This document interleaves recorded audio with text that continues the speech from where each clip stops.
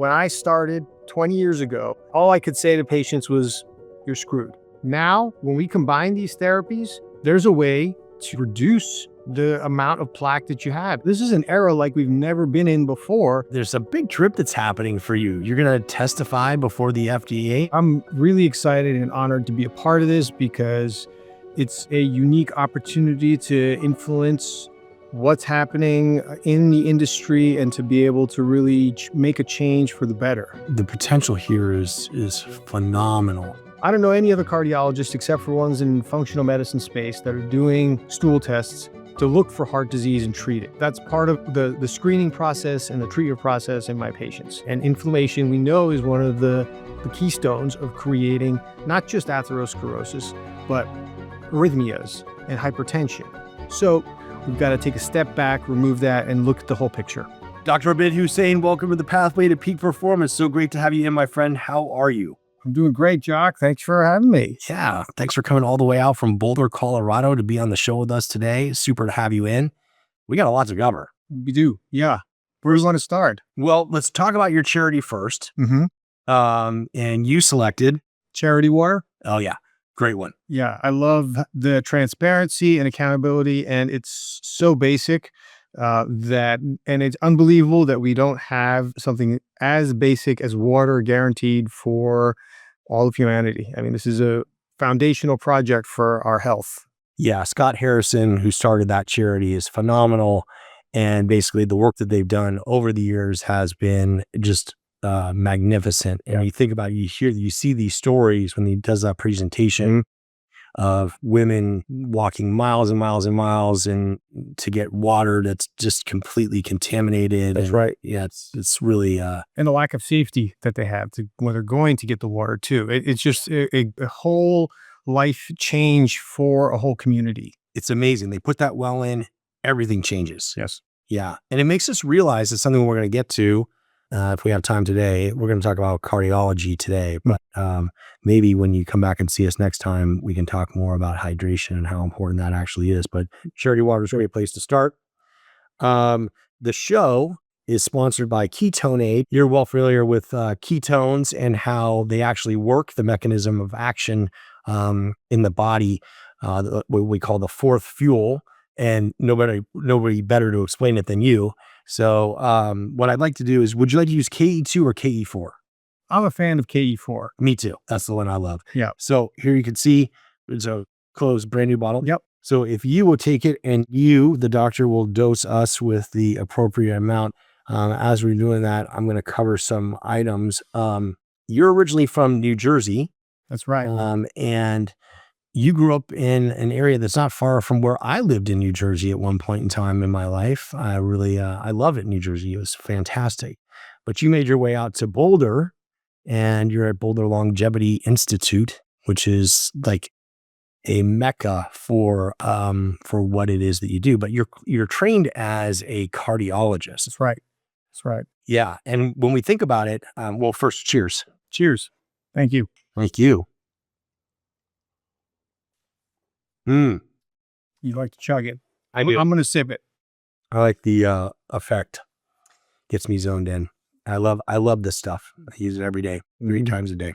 Hey, real quick, YouTube tells me that over 95% of the people who actively watch this channel are not subscribed. Do us both a favor, go ahead and subscribe now so that we can continue to provide you with the high quality guests and the information that's going to keep you on the pathway to peak performance.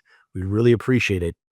Thank you. So when we think about it, what is it? 2 out of 1 and 2, half the population. Half the population is gonna either suffer from or die from heart disease. Yeah, it's still the #1 killer globally, and half the population that has heart disease, that's going to die of heart disease, never even makes it to the emergency room because they die of sudden cardiac death.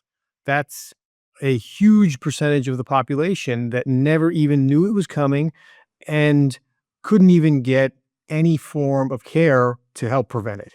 Scary thought. It is tremendously scary. We're looking at, what is it? The numbers are astronomical. I think it's like 300 million people that potentially that are affected by this, and then half of those are never going to make it to the emergency room. They'll just all of a sudden, that's it.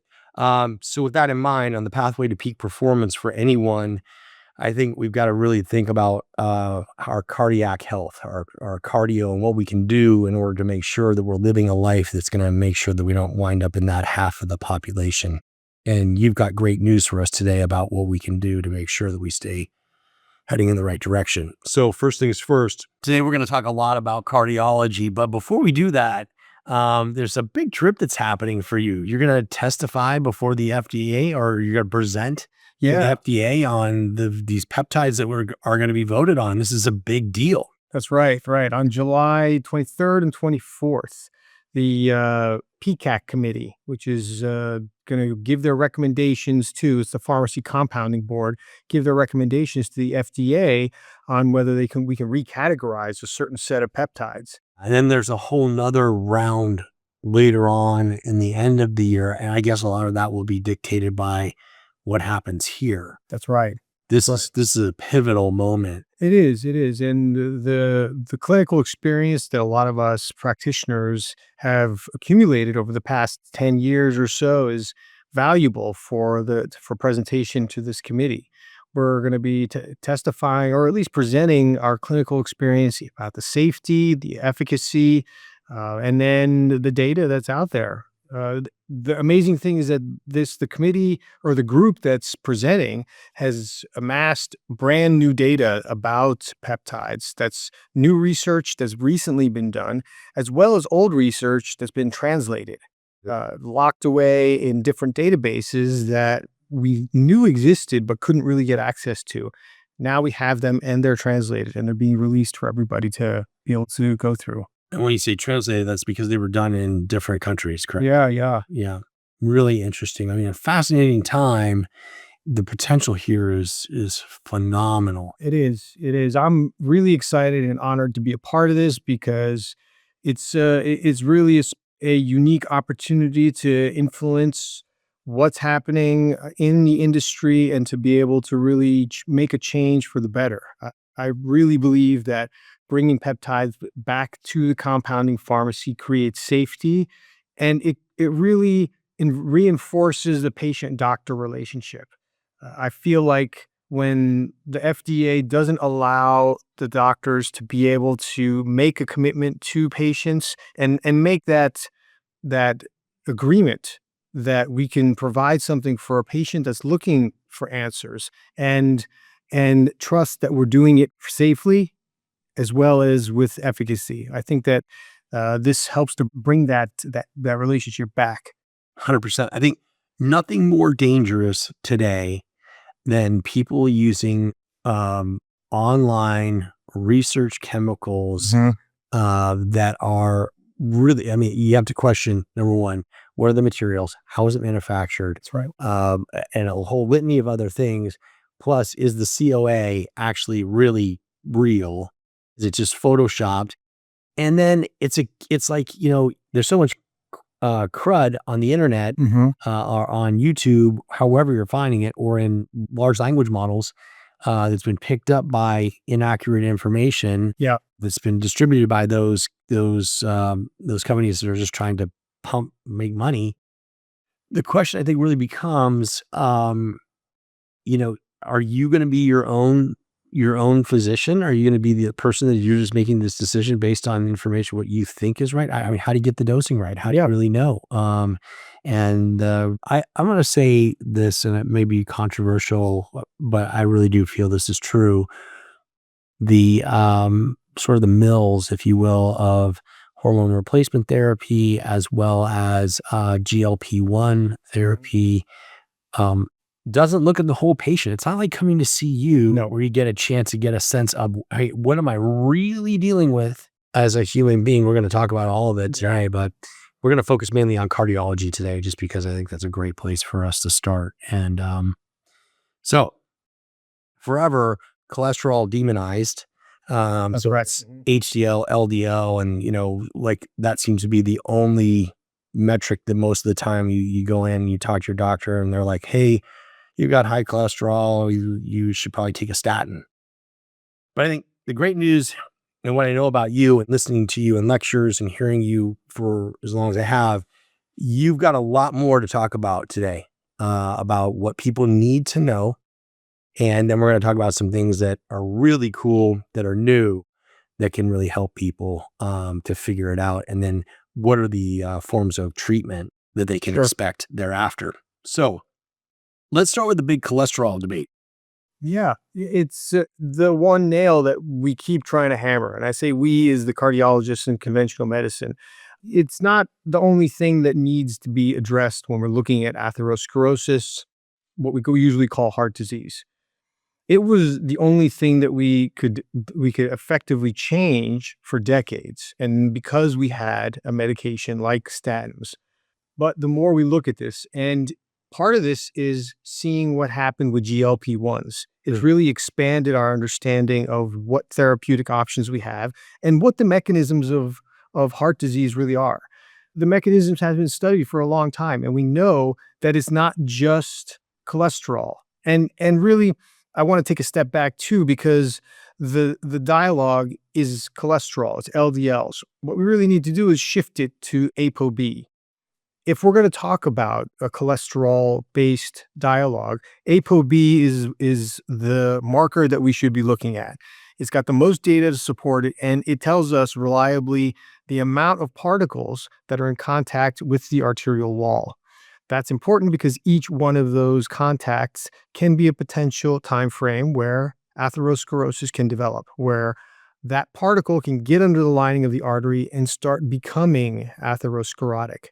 Now, our body's got the ability to put down particles, cholesterol, and it's got the ability to remove them.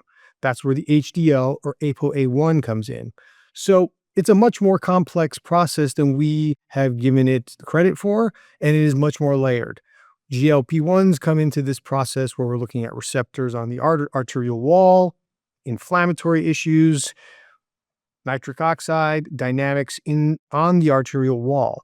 So the concept that it's just LDL that we're going to focus on is completely neglecting the whole process of atherosclerosis. When we look at the whole process, it's so layered that using one biomarker just does a disservice to the whole process and really does a disservice to our patients. To give you a perfect example, when we look at just LDLs, when you're looking at LDLs, you're just getting a total mass number or a volume of the amount of cholesterol. It doesn't tell you how that volume is distributed. When you look at an ApoB, it tells you the number of particles. So that gives you some information. The important information is how are those particles, or how is that volume distributed through the particles? Now, is this where we get into like particle size? Exactly. Yeah. So you can have larger particles of ApoB that have cholesterol, and then those particles, those larger ones, are less prone to causing plaque. You can have smaller ones that are more dense that can be more likely to get under the arterial lining, and that will cause plaque more frequently. So that's important because we have to look at the dynamics that create that. It's metabolic dysfunction, high oxidative stress. It's a fatty deposition in the liver. All these metabolic problems that we know are associated with it. We have a clear path to understanding why it happens. The liver becomes inflamed. It generates a different type of cholesterol. It's more dense. And then that creates plaque. Then we look at the larger inflammatory picture. That drives that plaque. Once it gets underneath the artery, it becomes inflamed. It irritates the immune system. The immune system reacts to it and causes it to become calcified and become plaque. That's it in a nutshell, but there's so much more that's involved. So you can see that just focusing on the one aspect of cholesterol and LDL in the depositing is really not doing any value to the patient and the process. It's interesting if you think about it. This would be just like we would talk about neurocognitive decline, a disease of decades. So in other words, what we've done, the choices that we've made along the way, and we think what impacts the liver, excuse me. So drinking alcohol, when you say fatty deposition, meaning that we're eating lots of like sugar or things that are going to basically cause fat to accumulate in the liver. That's right. It's important for young people to understand that the choices that you're making today as a teenager, as a 20-year-old, a 30-year-old, a 40-year-old, where we may start to see these things really start to show up as problematic. You don't maybe have as much leeway or runway as you think. It's maybe more important to really start thinking about those things at an early age. How young do you need to be, or how aware do your parents need to be of these things to make sure that you're on the right path? When you're looking at it from a longevity standpoint, you really have to start young.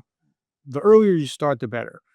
When we're young, we don't necessarily have the wisdom to know that we've got to temper our habits and some of our extreme behavior.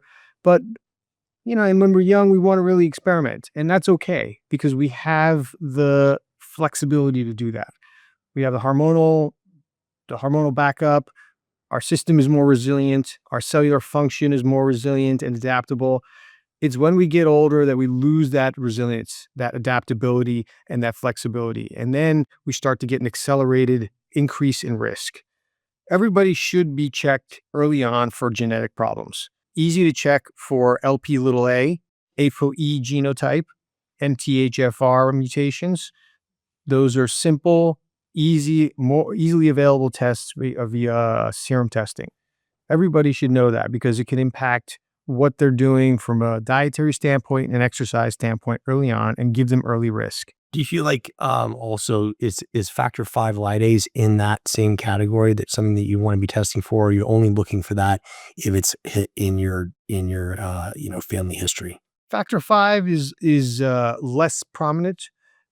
Certainly will increase risk, but not nearly as common as these other mutations. So if you do see family risk for it, definitely worth checking. Not something we need to screen everybody for. As well, the added risk from the mutations generally not as high as we might see with Lp(a), ApoE genotypes, and MTHFR. So get those checked early, young. Ideally, you could do it at any time early, teens, early 20s. When you look at when you want to start screening for heart disease probably needs to start getting screened in your 20s, 30s. And that's controversial because most places don't really recommend doing it that early, and you might not find plaque. But if you find abnormal lipid dynamics or some of these risks, then you can address them early. The general population, you got to get it done before 40 years old. Okay, so we've got that out of the way, the things that we should be testing for to understand, okay, what are the risk factors associated with? Beyond that, there are the simple things of lifestyle. So we're going to talk about, obviously, hydration, diet, exercise, sleep. That's sort of like the 4 pillars I always look at. Is there anything else we should account for in that? Well, definitely. We need to account for social support network, stress levels. Those are the unseen and unaccounted for risk factors that are really starting to emerge in the modern era.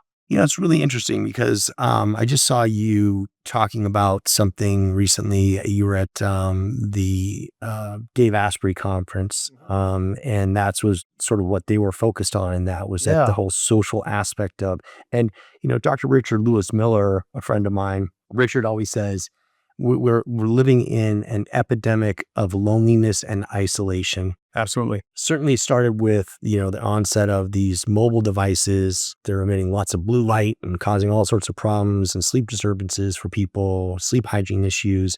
But we've become sort of disconnected from one another, and we're not seeing some of the same things. Help us understand how you see that. I see that show up if you want to look at biometric numbers, you can see it show up in heart rate variability, cortisol numbers, activation of the sympathetic nervous system in whatever biomarker you want to see, and total autonomic dysregulation. We're in a society that's completely disconnected from our support structures that we've been designed from an evolutionary standpoint to rely on. Yeah, the tribe. That's right. Yeah. And we've also not been designed to be on all the time. We are in a information constant stream that is high intensity, sort of high alert, stress provoking information. And we're not designed to be receiving that all the time, whether it's from our senses, whether it's reading mentally. And then when you look at the devices and from a physical standpoint, we're spending too much time seated, spending too much time at the computer and staring down at these things. So all of this combines to really put our nervous system in a situation where it's being activated, it's being triggered and stimulated, but we're also giving it a confused signal like, okay, we're seated and we're sort of in this crouched, huddled position. When from an evolutionary standpoint, we were designed to move. When we see a threat, we run from it or engage it, and then we recover. Yeah. I think about like my life and sort of running multiple companies and the fact that I just kind of go from one thing to the next. The only time I can get the gym time in during the week is early in the morning, because by the time I'm into my day, I'm talking to people way earlier in the morning than I even get to the gym. And then by the time I get to the office, I mean, it's just an onslaught. At the end of the day, sometimes I just go home and I'm so kind of wiped out. I'm going to try to get my postprandial walk in to make sure that I kind of keep my insulin sensitivity up. But I also find myself at times playing chess. I'm a chess player and I always have loved the game. But I noticed recently that the higher the stakes are with regards to the chess match, the more stressed out I'm getting. And it's actually not relaxing to me in any way, shape, or form. And I'm starting to think I need to actually kind of chill out on the chess, maybe limit myself to one game that satisfies that kind of urge to do that, but not play it incessantly like I was for a period of time. I go home and I would just play game after game, match after match. You think about it, American culture. We'll just focus on America. Yeah. Make it easy.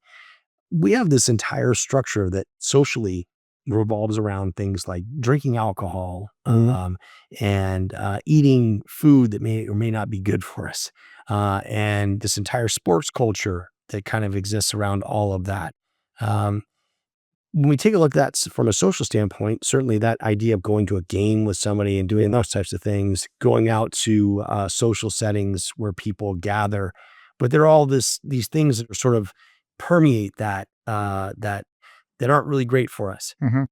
So when you think about that, how do you see the world sort of turning? How is it changing now that people are becoming more aware of it? I mean, the information that you've brought to the world about um, this sort of new way of thinking about cardiology is so profound. How do you see like people changing their lifestyle? You see it probably every day in clinic, right? There are people that have decided that they want to go a different direction. What do you see as the future of in this kind of world as it's turning? It's kind of a complex question. I'm not even sure how you would answer that. The way I see it, it's that if you look back at how we've treated patients in the past, what the methodology has been for treating large scale medical problems, it's been specialization. It's reductionist thinking. So we've created specialists. We've become, and then subspecialists, people that are the electrical specialists of the heart, and they only do that, or the hepatologists that only look at the liver and not the rest of the gastrointestinal system. That's created many discoveries and advantages, yes, but it's also created the very problem that we're facing right now, which is the reductionist thinking that one thing is going to fix a larger scale problem. So if we want to take this back to the cholesterol discussion, this is a perfect example that we keep thinking that cholesterol is going to fix all of the heart health problems. We look at the marker, the panel that the labs create. It's called a heart health panel. What it starts out with is your cholesterol. It doesn't talk about anything else. If we're lucky, it talks about a C-reactive protein or some inflammatory markers, if that's a progressive thinking panel. So you're dealing with reductionist thinking that looks at a specific marker when it really shouldn't be. What we have to do is take a step back and go to a more global thinking. We've got to treat the whole person. We've got to look at all of their risk factors.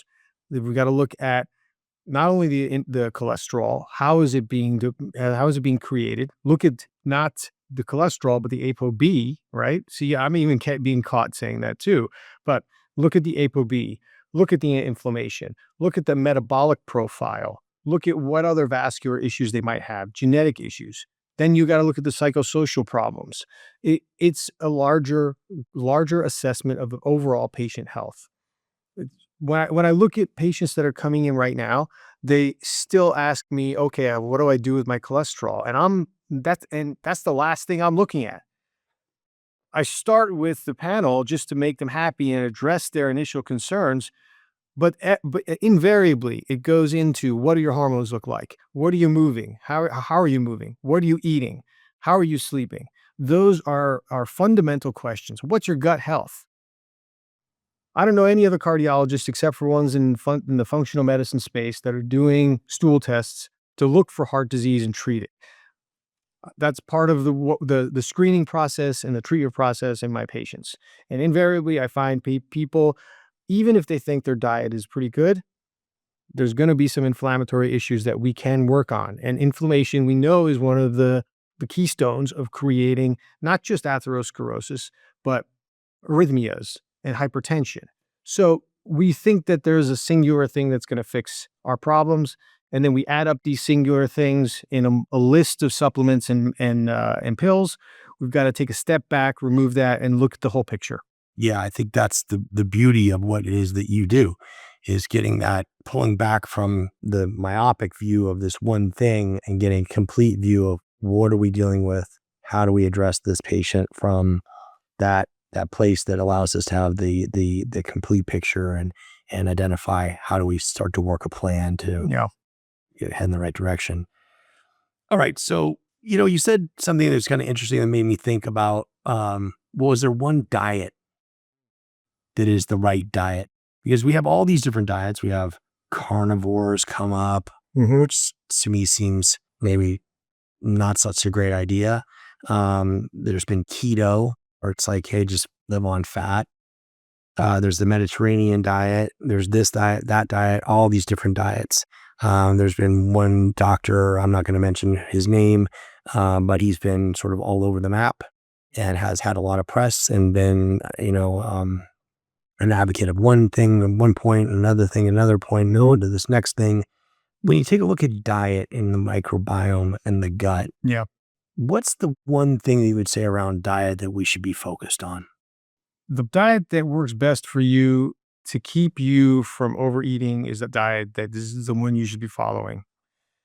Usually that ends up being something like a higher protein Mediterranean style diet. And I defer to that because it provides the right fats. It's got complex grains and it has protein, but it also still honors the needs for vegetables, polyphenols, carotenoids, all of the things that we need to get from vegetables and fruit. It also honors the non-digestible fibers, which are vital for our gut health.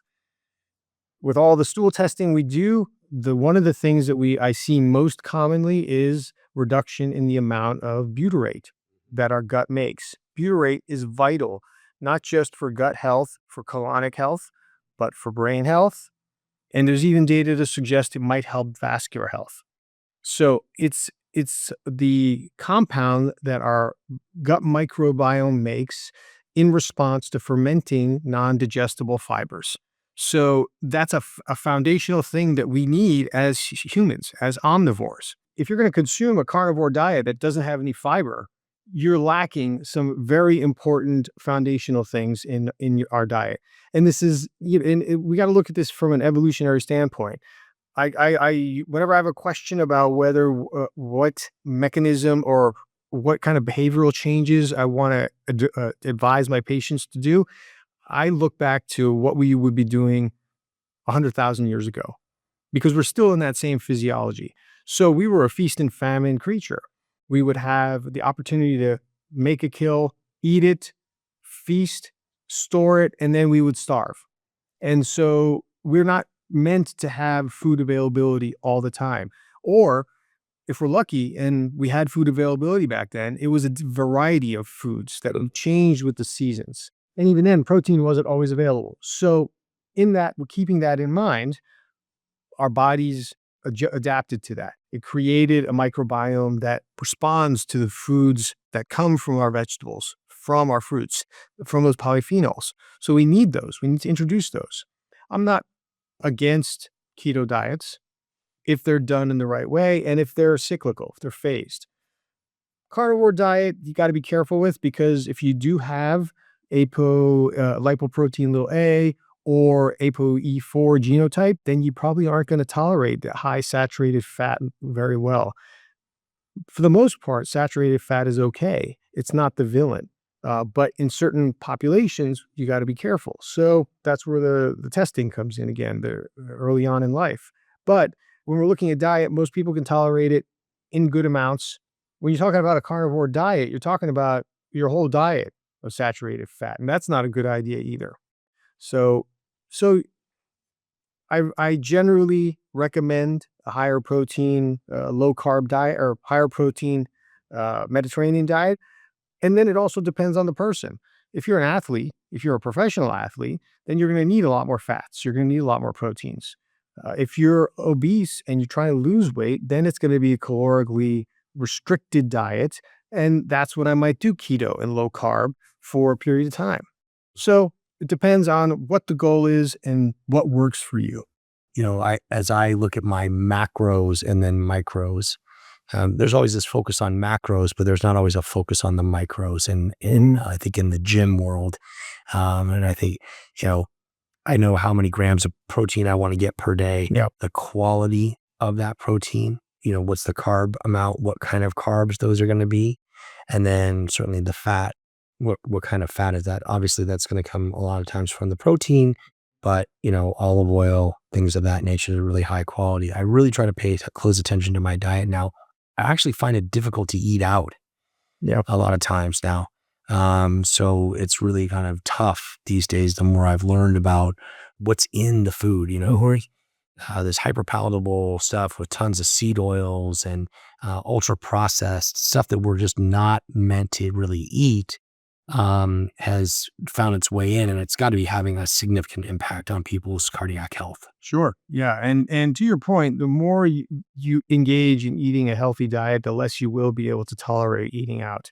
You're going to start feeling bloating, gas, and abdominal discomfort when you didn't before. When I was young, I used to love going out to eat late. When I was in college, we used to go out to the grease trucks and eat after going out all night. And it would be either nachos or pizza or some other god awful thing. I do that now and I'm regretting it for a day, for 2 days, 3 days, and forget about drinking as much as I used to. I can't tolerate any alcohol now because the more I refrain from drinking, the more sensitive I am, and the more I realize how much it was affecting my mental clarity, my performance, my functionality, and just my mood. So, these things, the diet that we engage in has a profound effect on our mood. It changes how we metabolize tryptophan and tyrosine and our neurotransmitters. So if you haven't done it, give it a shot and you'll see that it will change your relationship with food and improve your quality of life. Yeah, 100%. I mean, we should really talk about alcohol, because I think what people really don't, it's like, if somebody said, "Hey, Dr. Husain, I'd like you to drink this rat poison," you'd say you're crazy. Yeah. No social circle is going to have, people gather around and let's drink some rat poison. Yeah. But, at the end of the day, alcohol really is a poison. And there isn't much benefit to it other than the way that it makes you feel in the moment. The consequences thereafter are probably really significant. And as we get older, they get worse and worse and worse. Just how bad is alcohol? Because it does affect our sleep patterns for sure, which if I'm not getting the right amount of sleep, that's when I'm getting grumpy. Yeah. So how bad is alcohol, and how much is that going to have an impact on our cardiac health? I don't know if that we can quantify it, but I can tell you that it's one of the worst things we can do for ourselves, up there with smoking, arguably. Smoking, we know, and it's documented, has horrible effects on your body. It's not the nicotine per se, it's the combustibles that we smoke when we light up a cigarette or a cigar or what have you. The problem is nicotine's been lumped into that, and then but at high amounts that also causes a problem. With alcohol, there's really no positive agent in there that helps us. There isn't that nicotine component that might be helpful at low doses. The old studies that looked at whether alcohol was cardioprotective were flawed, and then they looked at they didn't really tease apart whether what type of alcohol, how much, and what the effects really were. When we look at it, what it does metabolically, there are the effects that happen immediately. We get the intoxication that happens immediately, and we think that once that wears off and it's the next day, it's out of our system, but that is not true. There's metabolites that stick around for up to 36, 48 hours. And so those metabolites also have an effect on our metabolism and continue to decrease our cognition and poison us. And those are much more subtle. So when we look at it from a cardiovascular standpoint, alcohol will reduce your sleep, increase your caloric intake, because it will create insulin dysregulation and make you crave high potency carbohydrates that are highly processed, and those are so easy to get a hold of. And then if you're hungover, you're going to have a greasy meal, right? Someone's going to say, "All right, I'm feeling a little off. I'm going to go eat something to settle me down," and it ends up being something high calorie and greasy. So our food choices become completely messed up.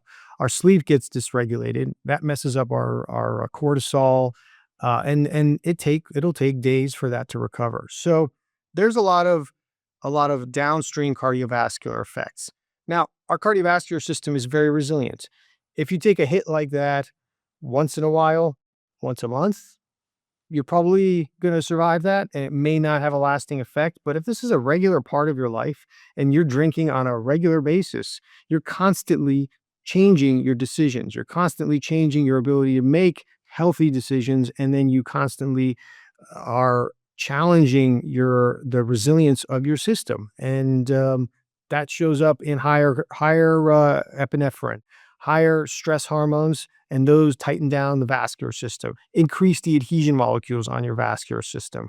It will create inflammatory burden, oxidative stress, and all of that drives plaque that may have been benign and inert.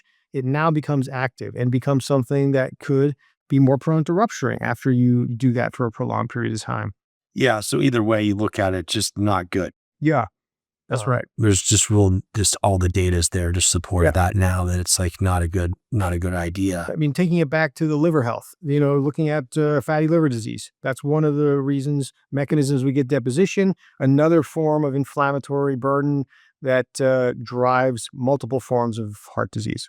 Yeah, the insulin piece insulin sensitivity piece is really interesting. You said the GLP-1s, and then how that's impacting what's going on with cardiovascular health. We know that insulin sensitivity is like a big thing to look at these days. Definitely. Yeah, and keeping it in the right ranges. It's interesting, I would imagine for you to come to the place where you are today with your specific knowledge on the system of the body. That's like, so like, I mean, if your heart doesn't pump, everything's done. Right. So, but now you look at the entire individual, and what we just talked about, alcohol. There were some studies that came out that clearly indicated alcohol was correlated with cancer. It's just like smoking. So I think the reality is that we're in this point in time where people are starting to wake up. What's it like for you on a daily basis in your clinic? How many new patients are coming to you all the time wanting to learn more about how they can live a healthy lifestyle? Patients are coming into the office on a regular basis looking for options on how to improve their lifestyle and reduce their risk. Cardiovascular risk is still it's still the number one reason I see patients. They come to me because even if they want to optimize their health, there's always the caveat that, oh, I want to reduce my risk for dying of a heart attack and improve my heart health. After that, it's dementia and it's brain health for sure. But there are patients that are coming in on a daily basis looking for this kind of help. We spend about an hour and a half with our patients with each of our appointments. Oftentimes, the evaluations are an hour and a half to 2 hours, and so it's a long discussion. We go through all of their aspects of their life, their goals, and then yeah, there's a high demand for this right now. Yeah. People are hungry for this type of medicine. It's really just starting to take off. And one of the things I think is really cool about your practice is you practice with Dr. Elizabeth Yurth, who is, I mean, you guys are leaders in the space. And what's really phenomenal, I mean, I'm just such a fan of hers. So she's amazing. She is. I mean, oof, you kind of get like, chills when you kind of think about some of the things I've heard her say. Wow. The reality is you guys are in a point in time where you have information that is so powerful, it can impact people in a way that it really can change lives. I was on the phone this morning with Dr. Suzanne Faree, and she said to say hello to you, by the way. Yeah, she's fantastic. Yeah, great. And we're talking about, the dysregulation of the autonomic nervous system, this, sympathetic situation that we find ourselves in nonstop all day long. And how do we get back to a parasympathetic kind of reset? There's just comes up all the time every time I talk to her. Yeah, she's a big supporter of all that therapy, and for rightfully so. Yeah, I think it's like, if you think about it, in some ways we should probably talk about that the next time we see each other. But the reality is, like, you can do all the things in the world the right way. And if that's out of whack, you're only going to get maybe halfway there. I don't know what the actual numbers are. It's probably N of 1 to everyone. But the reality is that you're not going to get the full impact of anything until you get that under control, which goes back to what you're talking about, the social side of things. Yeah.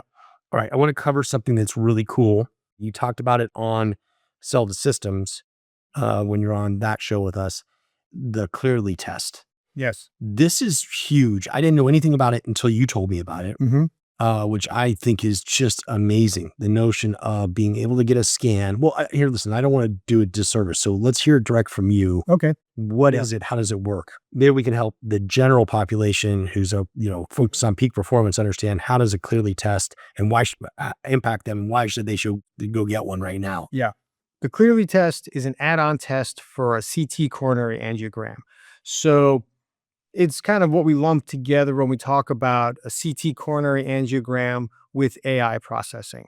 So let's take a step back and talk about all of the testing that we use for imaging right now. What a lot of people get is called a calcium score. And a calcium score is a CAT scan that just looks at the heart and it just detects the calcium that's deposited in the arteries. Now, as part of our discussion, we've talked about how plaque forms. All right. Plaque will create and turn into the calcium. That's part of the plaque. The other part of plaque is the cholesterol. There's two forms of the cholesterol in that plaque. There's inert, usually benign or inactive cholesterol, and then there's highly inflammatory cholesterol. When you get a calcium score, all you get is the calcium and no assessment of that cholesterol. It still gives us a risk, but you could have somebody that doesn't have a lot of calcium, but a lot of cholesterol. And that's the person that dies of sudden cardiac death because they have a highly active amount of inflamed cholesterol. It gets missed. There is a population that oftentimes has developed a lot of calcium, and that will be detected. And so it detects that high risk population, but it misses that middle ground. And that's where that 50% of people oftentimes never make it to the emergency room. They may get detected with the calcium score, but sometimes not. A CT coronary angiogram is a CAT scan with contrast. A calcium score takes 10 minutes, no contrast, in and out of the machine. A CT coronary angiogram is done with contrast. It means you start an IV, got to control the heart rate a little bit, and it takes a little bit longer, but it takes a look at the whole artery, the area inside the artery, and then it gives us pictures of the arterial wall. That's important because it gives us all of the information that the calcium score misses. It gives us information about the arterial wall and how much cholesterol is in it. Now you can tease apart what the cholesterol composition is like, whether it's inflamed or not. They didn't do it in the past. And when I was training 5 years ago even, and certainly not 10 years ago, did they have the technology to be able to really tease that apart. 7 years ago, Cleerly started coming out. Cleerly takes the data from the CT coronary angiogram, puts it through a cloud-based AI system, and looks at each pixel and tells us what the density of that pixel is, and can then predict what type of structure is in those images. Is it inflamed cholesterol? Is it regular non-inflamed cholesterol? Or is it calcium? And then it can tell us what's the degree of blockage in the artery. So it is giving us far more robust information than we ever had. Even when we compare it to cardiac catheterization, which was when we would go into the lab and then put a catheter into the arm or the hip and take those pictures directly of the heart. Because those pictures looked at narrowing of the artery, but could never tell us what was going on in the wall. So the Cleerly is that AI cloud-based post-processing, the processing of the CT coronary angiogram.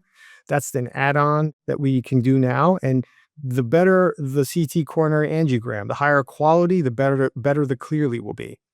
So what this has done is allowed us to visualize the artery in extremely high detail and screen those people that are high risk for sudden cardiac death before they have the event, before they potentially don't even make it to the emergency room. It's expensive. It's starting to get covered by insurance, but it's certainly worth it to get looked at. In my mind, everybody that can afford it, I think should do it before the age of 40 so you can know what's showing up in your arteries. We can do all the biomarker testing we want, but there's still a gap in our ability to predict who's showing up with disease, and that's why these images are important. You just made a clear distinction, the quality of that scan of the imagery. So what's the difference? How do we get a different level of quality? Is the machinery that we're using? It's both the machinery and also the way the machinery has been programmed. So the modern CAT scans that are best for imaging the heart are called, or they have what's called 256 slices. And so it's those slices that's the amount of slices that they image the heart in. Think of it like a loaf of bread. And the thinner the slices, the better quality of images. So you get more data and less gets missed. 128 is the next step down. Those are probably acceptable, and you can use those to still process data to get Cleerly. 256 slices is what we would prefer. So you could ask the center if they have that capability. Usually they do, because if they're using it for coronary imaging, they have to have a certain quality of machine just to do that. The reason why it's taken so long is because the heart, to get these images, like I said, only 5 to 7 years ago did it really start becoming clinically usable. The reason is because the heart moves all the time. Because it's constantly moving, it doesn't sit still for X-ray or CAT scan or MRI images. So, if you've ever gotten a chest X-ray, they tell you, okay, put your hands up or stay still. Your heart doesn't do that. No. Only in between beats. So, which is why you got to take something to slow it down too. So what do you take? Some sort of like beta blockers? Exactly. Okay. Yeah. So long story, you slow it down, and then they're looking, so in between the beats, so it's taking the images of the slices. Yeah. So it's when it's at or contracted or expanded. So, okay, I get it. So everyone should do this. It costs money. So I think you can get it covered by Medicare, right? But at that point in time, I mean, shoot. If you're getting it covered by Medicare, your Medicare age is probably late. And then Medicare asks that the patients that are getting it have a reason: chest pain or shortness of breath. So that if it's reached that point, then it's too late, or, there's a young population that has those symptoms and we need to determine if it is really heart disease. So those are the ones that can actually get it covered and use the indication. Okay. So let's use me as an example. Yeah.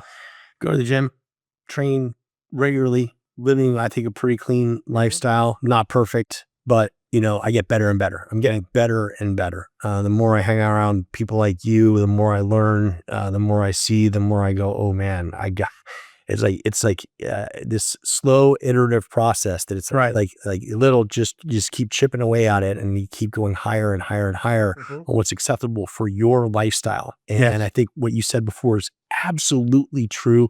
You get to a certain point where you look at like, hey, I can't eat that food. I can't drink that. I can't do this. Because I felt so good, I don't want to go back there and check that out. So getting this Cleerly scan is an investment that's, I mean, in my eyes, from where I'm sitting, that you just can't afford not to do. Yeah, I agree. It's really important to get that risk assessment done. Now, it's not perfect. Okay. This is there are all the other scans that can give us similar data. There's heart flow, and there's also another one called Carry Heart, which is coming to the United States. Cleerly is widely available, and I think more applicable to the outpatient population that's looking for prevention. And it's still in the first generation. This is not perfect. There are issues with the AI processing.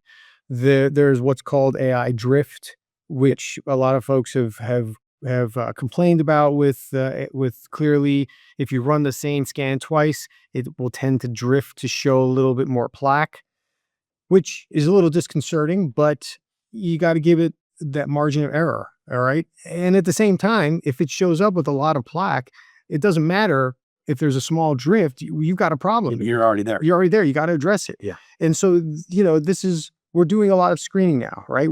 And you have to take the same mentality when it comes to, say, full body MRIs. We see something.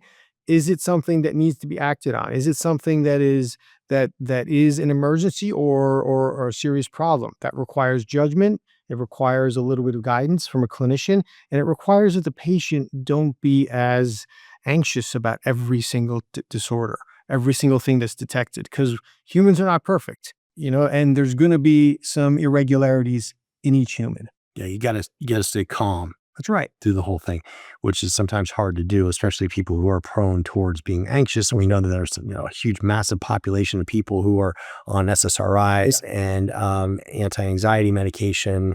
It's prevalent. Yeah. There's another thing I wanted to bring up that you were kind of alluding to. It's timing. We also have to remember that if you're getting the test after decades of not checking yourself, not living with a little bit of intention and care, you can't expect to reverse those changes in a short period of time. We're working on a long game here. And unless there's high risk plaque, high risk disease, which requires aggressive therapy on multiple levels, even that takes years to reverse. But what you have to remember is it's time under therapy, time under the right lifestyle. We can't expect to change everything quick, so it takes some patience and retesting. So it goes back to the theory of, a little bit back to the theory of ApoB and cholesterol. It is a true risk, but it's more about lifetime risk. What is your trajectory over your lifetime? And if you do make a trajectory change, everything that you build up before isn't going to reverse quickly. It's funny. You said time under therapy is almost like time under tension from a gym standpoint, right? We know we're not going to build muscle, especially, as we get older, when we're fighting, sarcopenia or anabolic resistance is what I would say. We're in this position where it's like the same thing. The older you are, the harder it's going to be. And you've got to be sort of patient and willing to actually go through that. All right. So let's take it to you catch them early. Yeah. And then you're going to keep them on a regimen that's going to keep them in line. And you're going to be able to then look at, is it Cleerly something that I'm going to do once? Am I going to do it twice? Am I going to do it 3 times? If I'm early, like let's say I'm starting in my 30s, I'll get a Cleerly. Is that a stupid question? Not at all. No, it depends on what we find. Okay.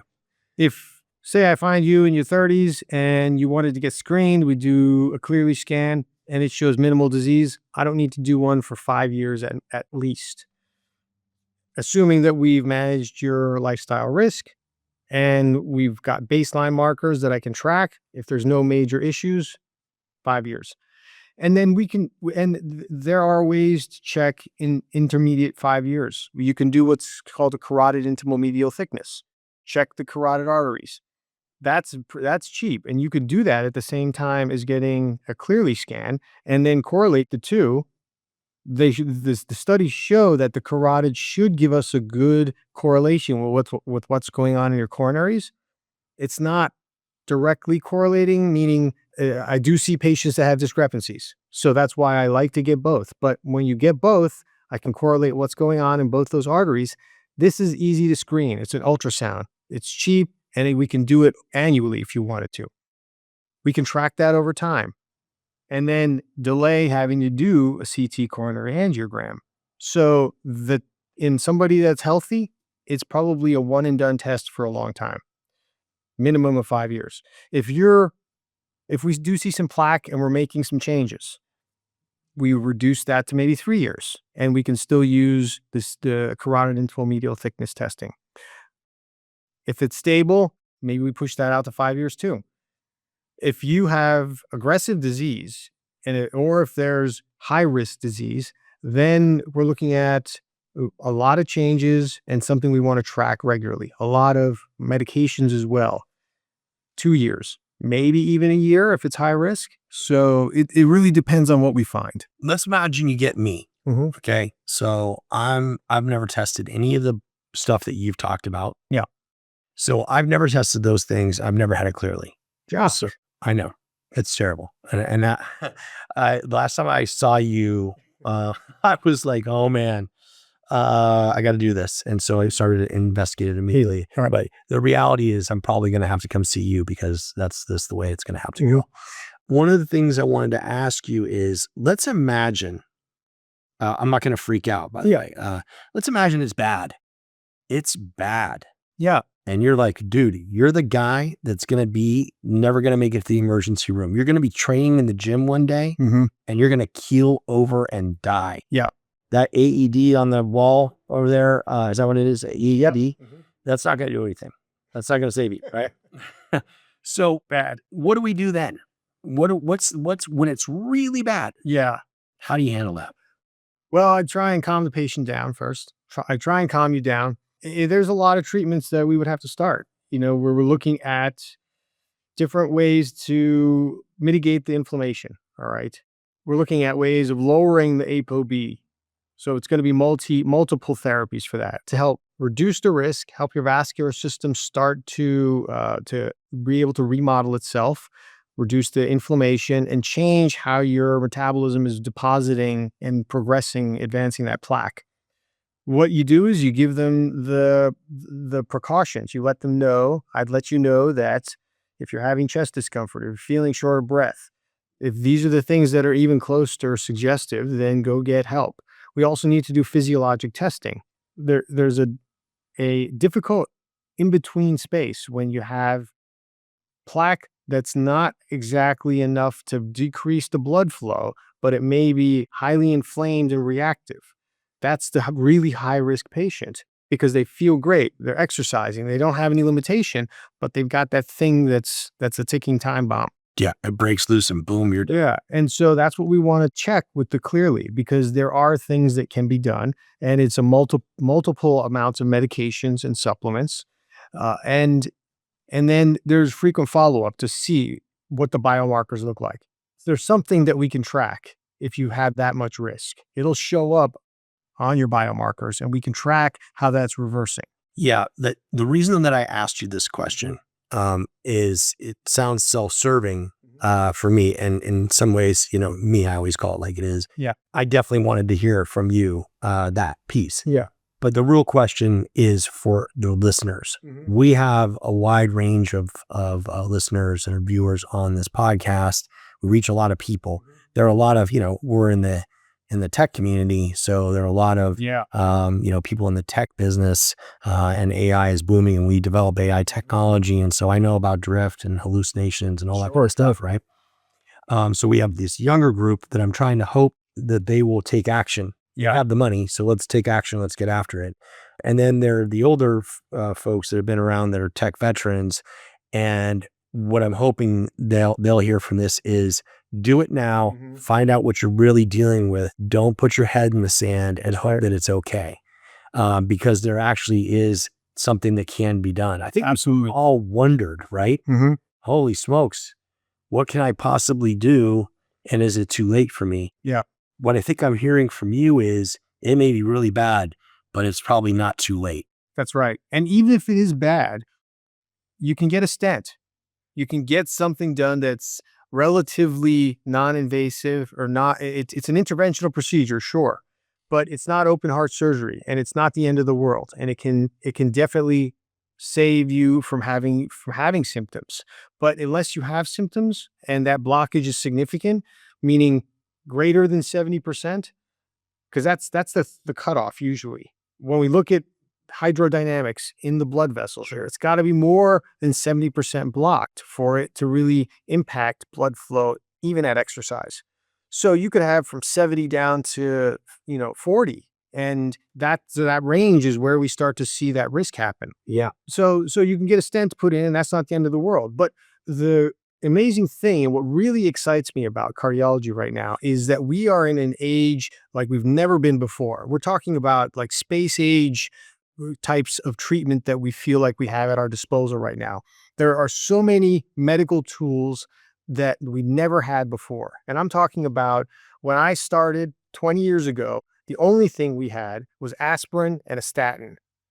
And that was all we could do. I mean, and all I could say to patients was, you're screwed. All right. And there was no other way to really treat them except say, okay, exercise. We'll watch you. If this plaque gets worse, we'll have to put in a stent. Now, when we combine these therapies, the experimental data shows that we can potentially reverse plaque. I've seen this happen clinically with our patients when we aggressively lower ApoB in the right situation. It doesn't have to stay low for that long, but there's a way to now reduce the amount of plaque that you had, and we can document it with the pictures. So this is an era like we've never been in before that really makes it exciting to practice and cardiology and help people work their way through this. That's an amazing and uplifting thing to hear. That notion that we're making progress, what everybody wants, and the fact that you can actually really target it, address it. How does that happen? How I mean, through the combination of all of these medications and modifications of lifestyle, et cetera. When we have plaque in an artery, let's say we're at 70%. Where does it go? How do you take that inflammation down, reduce that? I mean, my understanding is that it gets underneath and it starts to bubble out. How do you actually reduce it from that? Where does it go? How do you get it out? That's where the reverse cholesterol transport happens. So that's when our HDLs are important. So HDLs will be able to go to those areas, and that lipoprotein A1 particle, as well as the enzymes that are associated with HDLs, can help to calm down and then pull that cholesterol that's deposited out. They can remove it and then take it back to the liver. So that's probably where the most amount of research and advancement has to happen right now, that reverse cholesterol transport. Because we've really figured out the process of development. We've got to really tease apart and then figure out how to tweak, improve this process of removal. And I think that's where the next phase of cardiovascular development has to go. It's an exciting time, right? It's sort of, we're into this point in time where we're constructing things that are like require serious engineering. It does, because we can't target a specific lesion. We can hope that the body will be able to impact change in a specific lesion. And oftentimes we can see some regression, and it happens globally, and it'll go to the area that has, or will pull from the area that has the most to pull from usually. But it can't be guaranteed. And so results do vary. We can't guarantee that a high risk plaque is going to reverse, but we can stabilize it. We can reverse the inflammation in that, because that's where the body is going to take where these compounds we give it and where it's going to affect the improvement. It seems almost like spot reduction of fat, right? So we have, the visceral body fat, and then sub-Q body fat, subcutaneous body fat. It almost seems like the same principle. The notion of, hey, we can start to reduce fat overall, get our body fat percentage down. It sounds like almost the same same thing in some way. You can't say, well, I just want to target my Android, the area around my belt. I've got to reduce everything in order for that to happen. I got to do certain things in order to make that happen. Diet, lifting, cardio, etc. But that's really exciting. That's so cool. All right, time to check in on the ketones. You're a frequent flyer on those.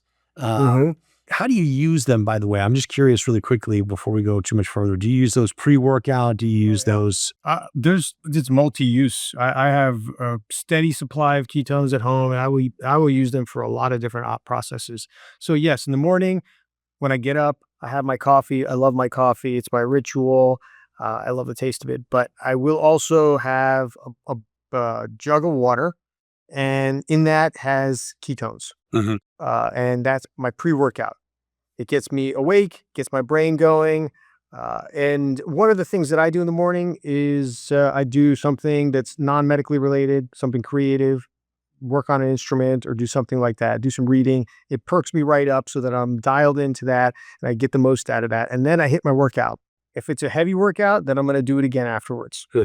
And then throughout the day, depends on how my energy goes. If it's been a crazy day at the office and my brain is feeling taxed, one of the best things for me to get back into alertness, back into focus, is another dose of ketones.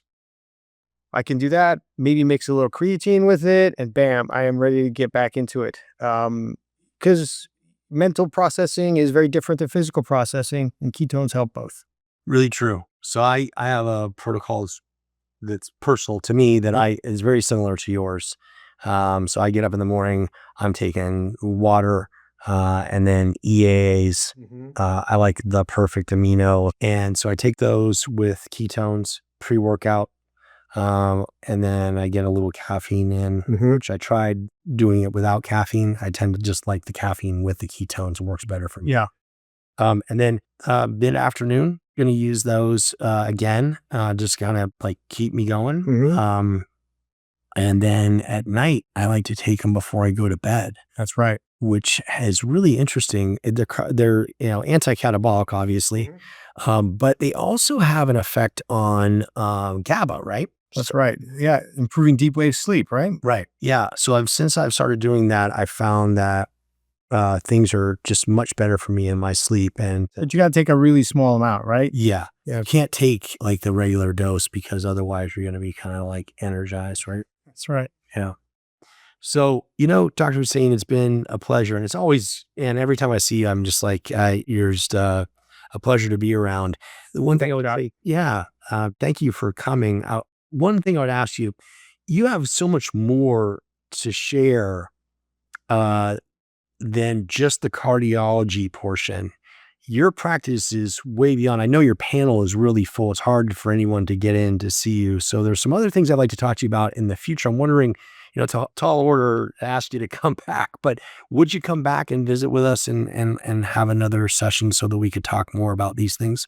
Sure, Jock. I'd love to. It's been a pleasure to be here, and thanks for those kind words. I'd love to come back and have a discussion about everything else we do at the office there. Yeah. Well, you're truly an inspirational guy. I always love to listen to your lectures, and you're just a phenomenal person. So thank you so much.